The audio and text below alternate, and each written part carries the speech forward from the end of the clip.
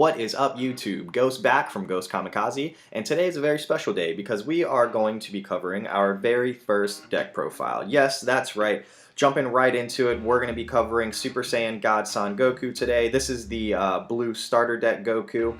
I think he's really underrated right now. I know that a lot of people have been playing him, testing him.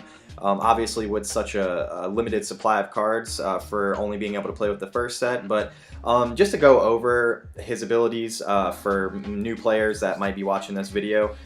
His unawoken side, obviously standard 10k attack. His auto, when you attack with Super Saiyan God Son Goku, you basically untap one of your blue energy. It's really good in this deck because the strategy of this deck is it's a tempo deck. So essentially what we're going to be doing is curving out really well, untapping mana with Goku as well as other cards in the deck to either leave them open past turn and have some energy for a defensive lineup, or simply just to play cards, untap, and then play more cards to put on more pressure. So I'm really enjoying this deck right now. We play a lot of one-drops because your early turns you can get a lot of value out of by playing a one-drop, attacking with Goku, untapping, and then playing another one-drop, and then it just gets kind of nutty with Objection. But we'll go over my card choices here in a second. But on Goku's flip side, he basically has a very, very underrated ability, which is a permanent ability. During your turn, if you have 5 or more energy, this card gains plus 5,000 power. Super underrated right now. A lot of people forget about this ability on Goku's Awoken side, and it really does get you there, especially with the first card that we're going to be going over in the deck. But in addition, Super Saiyan Son Goku, the Soul Striker, also has an auto ability. When this card attacks, you draw a card, obviously pretty standard for all leaders, Awoken leaders. Then you choose up to 2 of your blue energy and switch it to active mode. Super, super busted. So yeah, guys, that's our leader that we're going to be playing. And just to jump right into the deck, as I said before, Encouraging Presence Monaka. So we are actually going to be playing 3 copies of Encouraging Presence Monaka. So essentially, costs 1 blue and gives your leader double strike. But one of the best parts about this card is that you then draw a card. So not only are you giving your leader double strike, you are replacing this card in your hand. And this card works fantastically in this deck. Like so good. Like, if you're on the draw, meaning that your opponent went first in the game, you basically just play Encouraging Presence Monaka, give Goku double strike, draw a card to replace it. You're not losing anything really, and you're still untapping the mana that you use to play Monaka with Goku after attacking. So not only does this put pressure on your opponent to basically waste cards to defend against the attack, but if they do end up taking the hit, then they're picking up 2 life cards, which is really good. It gives you a really good head start in the game and puts a lot of pressure on your opponent in the late game. But not only that, you get so much value out of Monaka when you play it on Goku's Awoken side just because of that pump that he gets. So not only is the Awoken side of Goku going to have 20k attack, but he's going to be a 20k double striker, meaning that it can get pretty nutty and he becomes a really big threat in the late game. So that's why I play 3 Encouraging Presence Monaka. It just curves out really well. Being able to just play a card that replaces itself but also has another added value effect, and then basically just resetting everything. You get a card back after playing Monaka, and then you also get to untap the mana after you attack with Goku. So moving on, for our counter package, we are playing 2 full power energies. And the only reason we're playing 2 full power energies in this deck is because it does like to play defensively. One of the main strategies with this deck is basically to ramp early on in the game and then basically just defend yourself, try not to take as many hits as you possibly can, and then result of training by turn 4 or turn 5 if you don't happen to have an objection. But the deck does like to play defensively, so that's why I included 2 full power energies on top of a full play set of Whis Coercion. Potentially the best counter attack in the game. So 6 negates in total. And I do like the effect of full power energy with mono red and red blue becoming a little bit more popular, because Saiyan Kaba can get out of hand, and also full power energy gets rid of those pesky 1-drop blockers pretty easily. So I do like that card, and I think it's a perfect addition just to have 2 extra counters in the deck. So that's what we're playing as far as our counter package, on top of a couple of other cards, so we'll get into those later. Senzu Bean. So we are playing 4 copies of Senzu Bean, and this card is just absolutely amazing in this deck. This card is essential because we are playing another color in this deck, and more times than not, you're only going to have 2 green energy on the board at any given time in the game. Like, there are so few green cards in this deck that it's really tough to choose what to charge, and you don't really want to go overboard and charge 3-4 green cards because they're all really, really good and really essential to the deck. So Senzu Bean really helps out in the sense that you can tap out on your turn. Let's say leave 2 or 3 energy untapped. 3 is ideal, just because you can Senzu Bean on your opponent's turn when they attack into your leader, give your leader a pump for the rest of the entire turn, meaning that it's going to be even that much more difficult for your opponent to hit your leader. But not only that, you get to untap 2 green energy that you might have used that turn, in order to have some open green to play some instant speed cards. And we'll get into those instant speed cards in a little bit here, but Senzu Bean is absolutely vital to this deck. But yeah, 4 Senzu Beans and anything blue is pretty standard anyways. And then moving on into our 2 drops, we are obviously playing 4 copies of Objection. This is a defensive deck, it's a tempo deck. You want to ramp early, and then you want to basically just take advantage of the board state and be able to have mana untapped, or energy untapped rather, for your opponent's next turn, just to defend yourself. So if you get a turn 2 Objection, you're doing it right. If you don't get a turn 2 Objection, it's going to put you a little bit behind.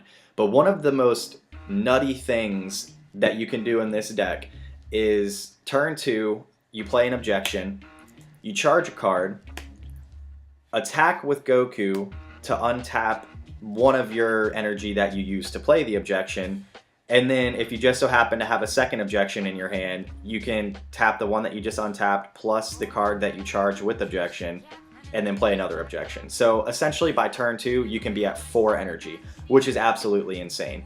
That is pretty much the god hand with this deck. If you happen to get 2 Objections in your opening hand, keep those suckers, because it will put you so far ahead, it's not even funny.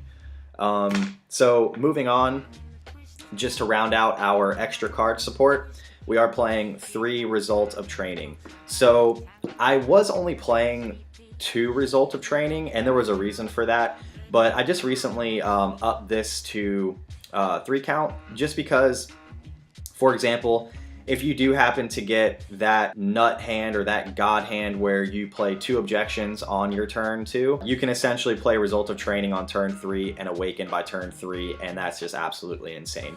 Solely because Goku's Awaken side is just so broken.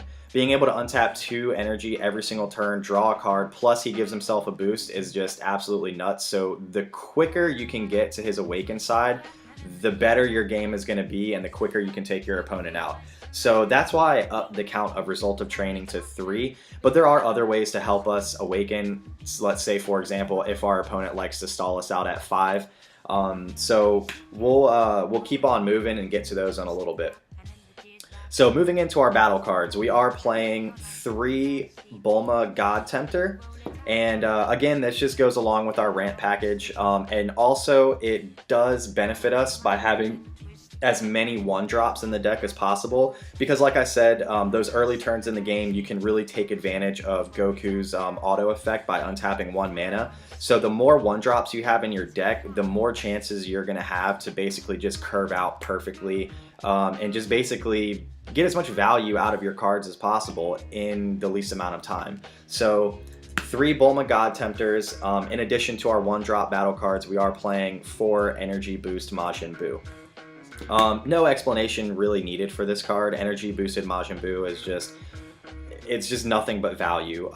This card is insanely good. It may not seem like it on paper right away when you look at it, but you're basically paying 1 to draw a card and then pump something either offensive or defensively for 0. So it's a plus 5,000 boost on top of drawing a card. So really, obviously, if you're playing blue, you should be playing 4 boos in the deck. So moving on, jumping into our first green battle card, we are playing 3 copies of Son Goten Family of Justice. And I just recently upped the count of this card to 3 from 2. Just because, like I said earlier in the video, you do want to play defensively with this deck, and also it just adds to that consistent one cost. So obviously you're only going to be comboing with this card, and it's just to remove threats from your opponent's side of the board, to control their side of the board, just to try to take as less damage as possible. And then not only that, you know, it's pumping. So if you just so happen to give your Goku double strike with Encouraging Presence Monaka, and then you surprise them by comboing with the Son Goten, that just means he's a 15k double striker now, and it's going to be that much harder for your opponent to defend against. So almost ensuring that you're going to hit your opponent for 2 life cards. I really like this card a lot, and it, like I said, goes with that same theme of 1 cost cards and then untapping with Super Saiyan God Son Goku, and then being able to just continue to play more cards or leave your energy open for some defense on your opponent's next turn.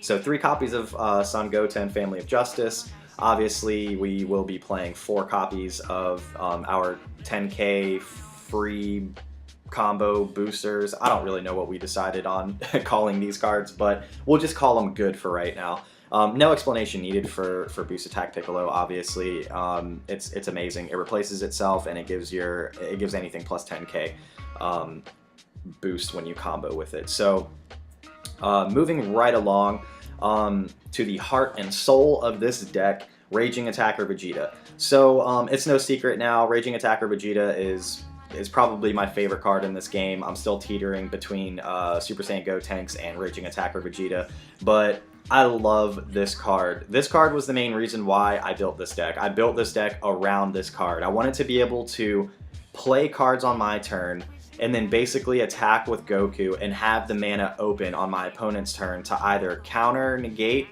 or play Raging Attacker Vegeta. And this just goes right along with what I was saying about Senzu Bean. So Senzu Bean is one of the main reasons why this deck works, because typically you're going to be using your green mana or your green energy on your turn. So Senzu Bean is going to free up those 2 green that you use to play something on your turn in order for you to then follow up with the Raging Attacker Vegeta next attack on your opponent's turn. So I absolutely love this deck. I want to up this card to a 4 count. It's just very, very difficult to find slots right now. But jumping right from 2 drops to 4 drops, obviously you can see we're not playing any 3 drops in this deck, just because you're going to want to be playing Objection on turn 2. If you're not playing Objection on turn 2, then you're probably going to want to have mana open anyways to defend yourself. So jumping, like I said, we're not playing any 3 drops, jumping from 2 drops straight to 4 drops. So along with Raging Attacker Vegeta, we are playing 2 Furious Yell Vegetas. The reason I included 2 copies of Furious Yell Vegeta, for one, he fits in perfectly with this deck. He's another Vegeta to add to our Vegeta package in the deck. He helps you awaken faster if your opponent just so happens to be stalling you at 5 life. And not only that, but Furious Yell Vegeta is the only hard removal in the deck. So if you notice, everything as far as removal is going to have a stipulation. Goten can only hit things that cost 3 or less. Raging Attacker Vegeta can only hit things that cost 4 or less. We're not playing energy boosted Beerus in this deck just because we have enough 4 drops. I don't think we need it in the deck. Raging Attacker Vegeta essentially does the same exact thing, except better in my opinion, because it's instant speed rather than having to tap out on your own turn to play it. But Furious Yell Vegeta really comes in clutch when you don't have a card that can deal with one of your opponent's bombs. So those are the reasons why I included 2 Furious Yell Vegeta. And not only that, but he's a pretty decent attacker too. So he's a 20k double striker. Pretty much everything in this deck is going to be a 20k double striker or higher. So 2 Raging Attacker Vegetas. And then basically to round out our 4-drops, we are playing 2 Whis, the Resting Attendant. So the reason I went with this ratio of 3 Bulma, 2 Whis is again because we want to stick with that theme of having as many 1-drops as possible for the deck. But obviously we're going to want to keep ramping, so I included 2 Whis, and it's been working out pretty well for me so far. So moving right on to our 5-drops, probably to my first, second favorite card in the game, but I love this card. This card is insane value. Not only do you get to untap 2 mana or 2 energy when you play it, but you get to draw a card and replace itself, and it's a humongous attacker. It's a 25k double striker. So Super Saiyan Gotenks fits in perfectly with the theme of this deck. Playing cards, untapping your mana, playing more cards, or simply passing turn and having mana open to play defensively on your opponent's next turn. It just depends on how the game is going and what the board state looks like. Essentially, you can play them for 5, untap 2, attack with an Awoken Goku to untap 2 more, and there's your 4 energy open for Raging Attacker Vegeta. I really want to up this card to a 3 count in this deck, but like I said, it's really tight on space right now, so 2 for right now I feel is really good. When I do happen to draw it, it is absolutely devastating for my opponent, because by then I typically have at least 1 or 2 20k double strikers on board already. But being able to basically slam a 25k double striker and then still have at least 3 to 4 to 5 energy left to play even more threats is just insane to me. Like, this card, I think that people are overlooking and undervaluing Super Saiyan Gotenks absolutely 100%. And I'm just waiting for lower drop Gotenks to come out, because it's going to make Super Saiyan Gotenks even that much better.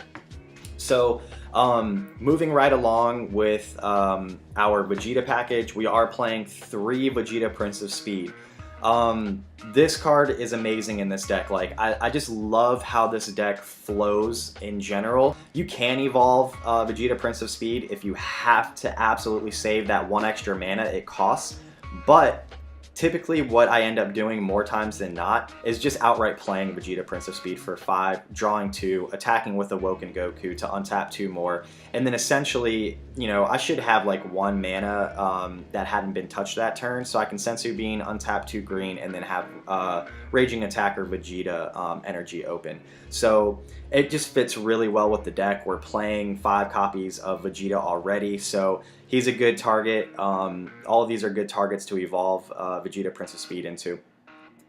So moving right along, again, just to round out our Vegeta package, we are playing 2 One-Hit Destruction Vegetas. This card is the game. It's pretty much the bomb.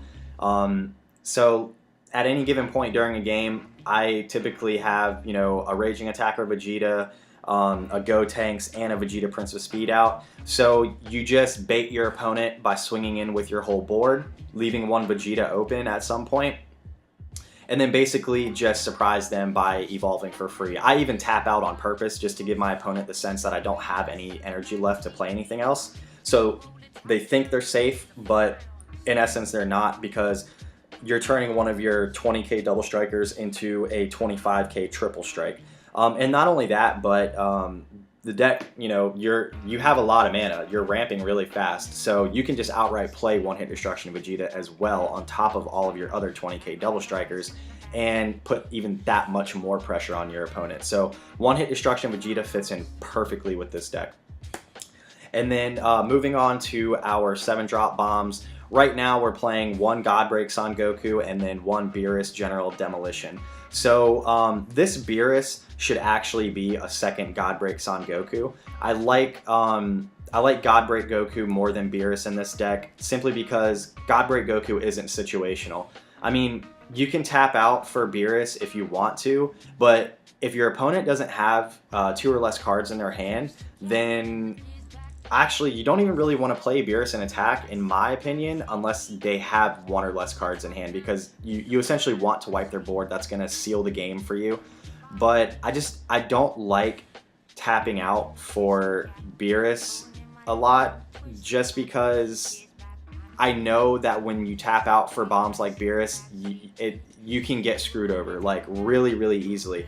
I just like God Break Goku more than Beerus because he's almost guaranteed to get through anything on your opponent's board. So what I like to do is just swing out with my whole board, force my opponent to waste resources in order to survive, and then I'll slam a God Break Goku, because essentially the only way they're surviving a hit from God Break Goku is if they have a lot of cards to combo with. So it's just a really good finisher to round out your 7, 8, 9th turn. Basically just to finish the game. But for right now, until we get another God Break Son Goku, we're running one Beerus General Demolition, and it's still working out pretty well. I mean, he's still a huge threat and a game ender. So yeah, guys, that's what I got for my blue-green starter deck Goku, Super Saiyan, SS, GSS, whatever you want to call it. It's tempo. It's blue-green tempo. It works really, really well, and I cannot wait for set 2 to drop so we can add some more things into this. But yeah, guys, that's what I got for you so far today. This is Ghost coming at you once again. I really appreciate you stopping by, checking out the videos. A like, a sub, anything that you can leave as far as feedback is greatly appreciated. But once again, this is Ghost coming at you, and we'll see you again in the future soon. Peace.